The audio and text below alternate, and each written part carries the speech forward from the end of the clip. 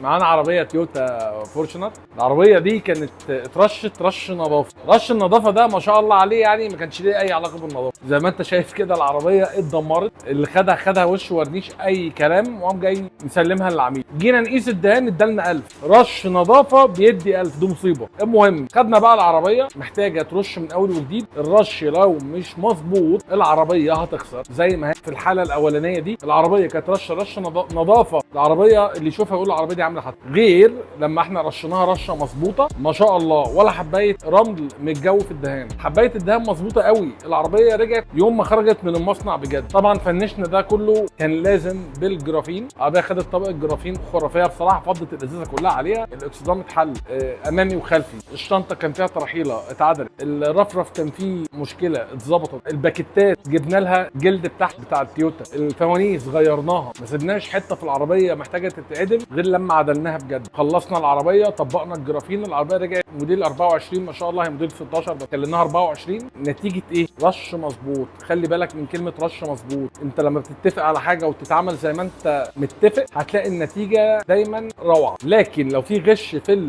العمايل، لو في استهتار في الشغل، النتائج هتبقى سيئه جدا. نوع الدهان دوبير، دهان وورنيش. ليه الدوبير؟ الدوبير نوع من انواع الدهانات ولا بينفع يتخف ولا بينفع يتغش. نوع الدهان تدي لك نتائج روعه، بس في انواع دهانات بتتخف 100% تنر سيئه في الاخر. العربيه بعد شهرين الندى ياكلها والشمس تاكلها، تلاقي العربيه اصلا باظت خالص. وفي انواع دهانات المفروض ان هي غاليه، بس الدهانات دي برضو بيتلعب فيها وبتتخف. لكن بامانه ونشهر فيها الموضوع الدهانات ده، وانصح اي عميل عايز يرش عربيته يحدد نوع الدهان دوبير، والافضل لو هو اللي يروح يجيبه بايديه.